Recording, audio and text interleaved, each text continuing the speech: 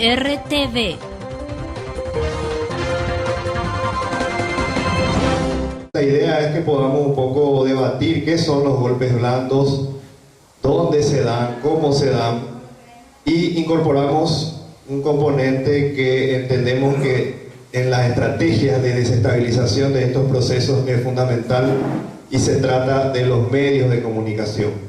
Y los golpes son siempre golpes en la medida que se proponen cambiar gobiernos, y se asume como para la calificación de golpes blandos a aquellos golpes que no tienen las características que tenían hasta el año 2000 o fines de la década del 90, y que consistían en golpes violentos que eran ejercidos principalmente por las fuerzas armadas de los países a los cuales había que imponer una política. Los golpes blandos, y vamos a tratar de explicar, son aquellos que no recurren a esos mecanismos y que sin embargo echan mano a los mecanismos más sutiles, que tienen que ver con una propaganda ideológica, donde los medios de comunicación tienen un papel importante, tema del cual nos van a hablar los compañeros, y sobre todo tienen las características de producir una conmoción interna, un clima de desestabilización o un clima destituyente que crea el escenario como para cambiar el gobierno y que no aparezca como un fenómeno que tenga la intervención directa de Estados Unidos.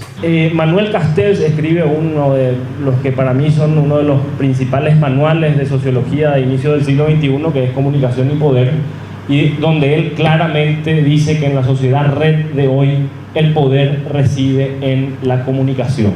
La comunicación no como medios de comunicación, no como medios masivos, sino como esa capacidad que uno tiene de incidir en nodos dentro de esta sociedad del conocimiento, podemos decirlo, ¿no?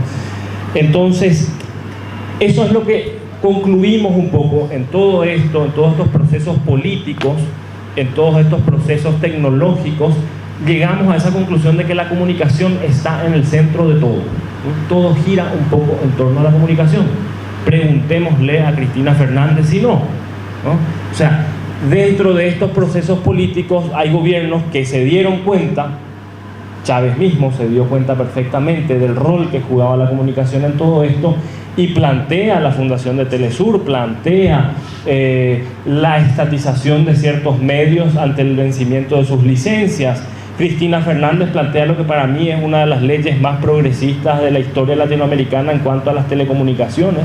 ¿Qué hay de común entre la disputa de Cristina Fernández con Clarín el 15 de marzo, en el que Globo se le planta a Dilma, el golpe del 2002 a Chávez, fallido, por suerte, y el golpe a Lugo? O sea, ¿podemos identificar un patrón común de comportamiento de los medios en esos cuatro casos tan diferentes? Para mí que son un poco casos que plantean situaciones sociales muy... O sea, Cristina tiene una confrontación directa con Clarín, que parte de la ley de telecomunicaciones y parte un poco del conflicto con el campo, ¿no? Pero es una como que de las batallas principales que está llevando adelante el gobierno argentino, ¿no? Entonces, ahí no se tocan sí intereses empresariales que hay detrás, pero hay una confrontación directa. En el caso de Brasil no hay una confrontación directa. Sí, hay confrontación directa desde el empresariado y los medios, pero no hay... Se me hace que en Brasil no se llegó a proponer algo tan revolucionario en las comunicaciones como se propuso en Argentina. O en Ecuador, que siguió los pasos de Argentina, o en Venezuela, que ya venía en un tren de cosas como ese, ¿no? Entonces, y en Paraguay, yo creo que nunca entendimos el valor de la comunicación, ¿verdad? O sea, en Paraguay me parece que hasta ahora nos falta mucho debatir. Los medios de comunicación muchas veces se mueven más como influencia sobre las élites. Los medios escritos hoy se escriben como cartas a personas de la élite, de poder, digamos. No les interesa la gente, el pueblo, instalar opinión pública. Les interesa decir, mira que yo sé esto y puedo decir más. O sea, son como guerras que se juegan ahí arriba. Cuando sale algo en ABC, todo el Parlamento está que revuela, hay revuelo en todo el Parlamento, ¿no? ¿Qué es lo que pasa ahora y que quizás es la novedad un poco? Es que los medios se convierten ante la emergencia de estos gobiernos progresistas, los medios se convierten en ese actor privilegiado para deslegitimar a esos gobiernos e incluso se convierten en agentes convocadores de la movilización ciudadana.